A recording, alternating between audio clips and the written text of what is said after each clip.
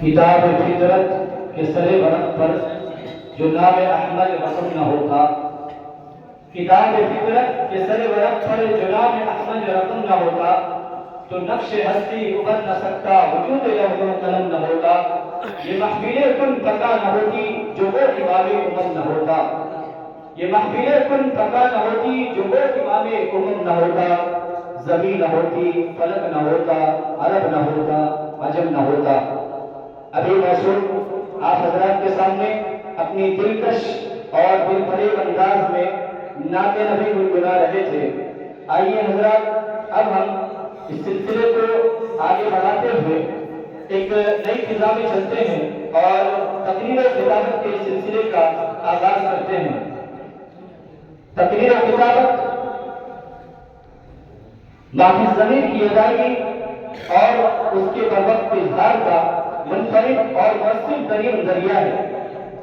حضرات انبیاء کرام علیہم الصلوۃ والسلام نے تقریر و خطابت ہی کو تبلیغ دین کا ذریعہ بنایا ہے، اور ان کے وارثین حضرات علماء کرام نے بھی بالعموم تقریر و خطابت ہی کو تبلیغ دین کا ذریعہ بنایا ہے۔ لہذا طالبان علوم نبوت کے لیے ضروری ہے کہ وہ اس فن خطابت میں مہارت پیدا کریں تاکہ دعوت کے فریضے کو بحسن خوبی انجام دے سکیں۔ اور انجمن اصلاح اللسان کی ہمیشہ سے یہ کوشش رہی ہے کہ یہاں سے ایسے رجال خاص تیار ہوں جو ملت کے سفینے کو جو باطل کے فتنوں کے طوفان میں جس کو دکھا رہا ہے اس میں اپنی تقریر و خطابت کے ذریعے قوم کی کشتی حیات کو ساحل نجات تک پہنچا سکیں۔ حضرات، یہ بات عرصہ دراز سے چلتی آ رہی ہے کہ کارواں رفتے سفر باندھنے سے قبل میرے کارواں کا انتخاب کرتا ہے جو تمام خوبیوں کا حامل، ہر تدبیر سے واقف اور تجربہ کار ہو، تاکہ اس کی معیت و سرکردگی میں قافلہ بلا خوف و خطر آسانی کے ساتھ منزل مقصود تک پہنچ جائے۔ درمیان میں کسی طرح کی کوئی آزمائشی گھڑی ہو تو بآسانی اس کا دفاع کر سکیں۔ اب تک یہی اصول کام فرما ہے کہ کسی اہم امور کی یا مذہبی، سیاسی یا اسلامی پروگراموں کی باری آ جاتی ہے تو اسے کامیابی اور کامرانی سے ہمکنار کرنے کے لیے کسی عظیم شخصیت کا انتخاب عمل میں آتا ہے۔ اس قافلے کی رہبری کے لیے بھی ضروری ہے کہ ہم کسی عظیم شخصیت کا انتخاب عمل میں لائیں تاکہ ہمارا یہ قافلہ بھی بآسانی اور بلا خوف و خطر منزل مقصود تک پہنچ جائے۔ ان اوصاف حمیدہ کی حامل ذات اس وقت میری نگاہوں کو چکا چوند اور عقل کو خیرہ کرتی نظر آ رہی ہے۔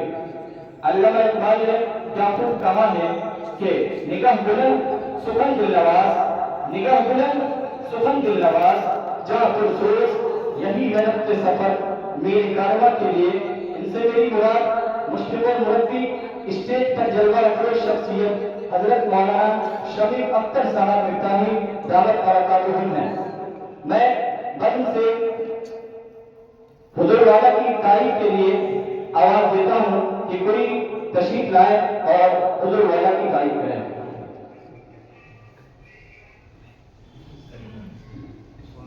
السلام علیکم ورحمۃ اللہ وبرکاتہ۔ آج کے پرنور مجلس میں جس شخصیت کا نام پیش کیا گیا میں پرزور تائید کرتا ہوں۔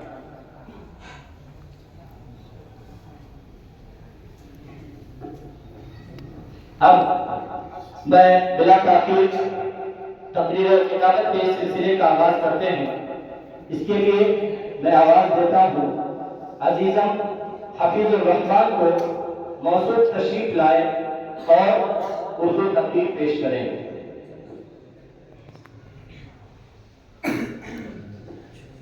ہر مسائل کو 6 منٹ کا وقت دیا جائے گا۔ انتباہی گھنٹی 5 منٹ پر بجائی جائے گی اور آخری گھنٹی 6 منٹ پر بجائی جائے گی۔ آخری گھنٹی لگنے کے بعد اسٹیج چھوڑ دینا آپ کا لازمی فریضہ ہے۔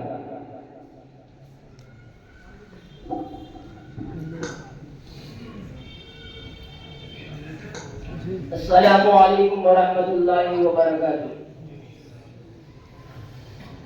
الحمدللہ الحمد لله كفى وسلام على عباده الذين اصطفى أما بعد قال الله تعالى وما أرسلناك إلا مبشرا ونذيرا.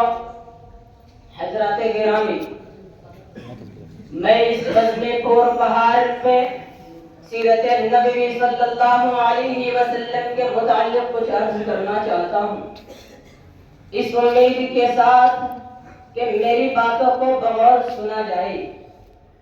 جب اسلام فرعون کی چوٹی سے پھیلنا شروع ہوا اور آپ صلی اللہ علیہ وسلم اپنے روشنی سے دنیا والوں کو منور کرنے لگے تو بالکل باطل پرستوں میں خلبلی مچ گئی اور ساری قوت و طاقت دل و دماغ نور اسلام کے بجھانے میں صرف کرنے لگے. راستے میں کانٹے بچھا کر، پتھروں سے دبا کر، تپتی ہوئی زمین پر سلا کر، آگ کے انگاروں پر لٹا کر، پھانسی کے بندوں پر چڑھا کر، گھر بار اجاڑ کر پیارے رسول اللہ صلی اللہ علیہ وسلم کی آواز کو دبانے کی کوشش کرنے لگے.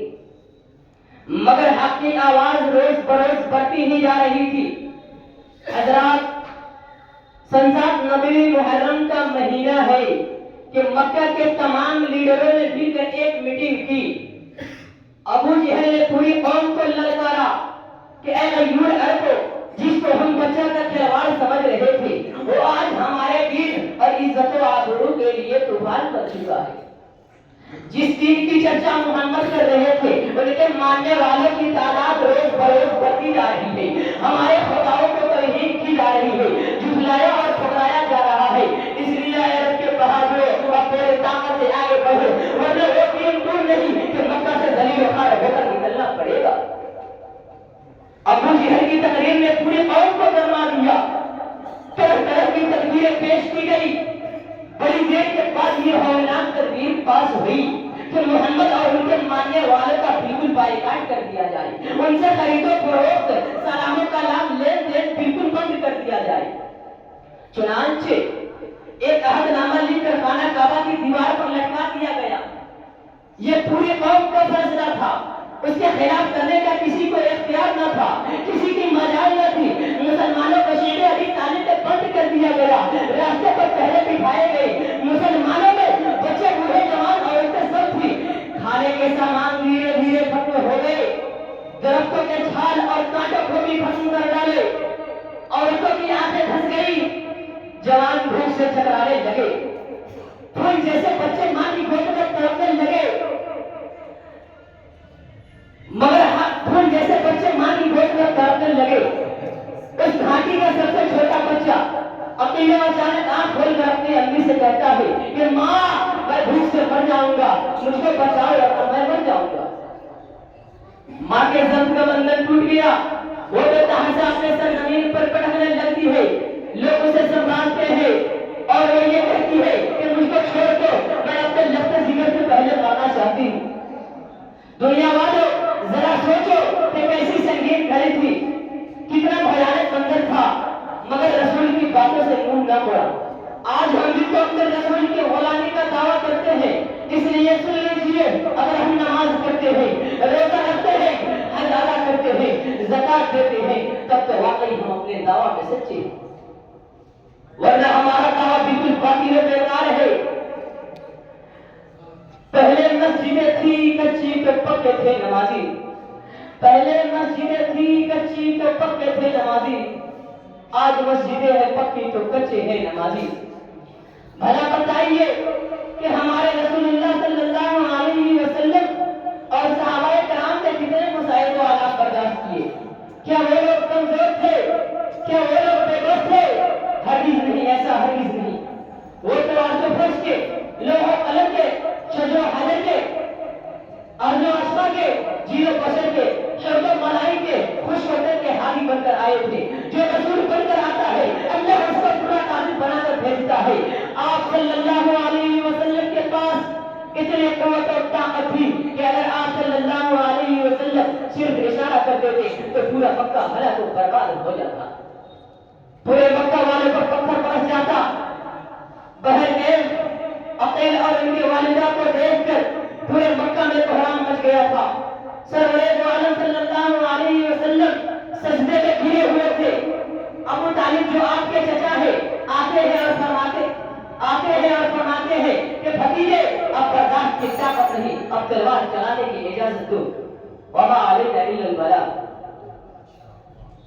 अभी मौसूफ अपनी तकरीर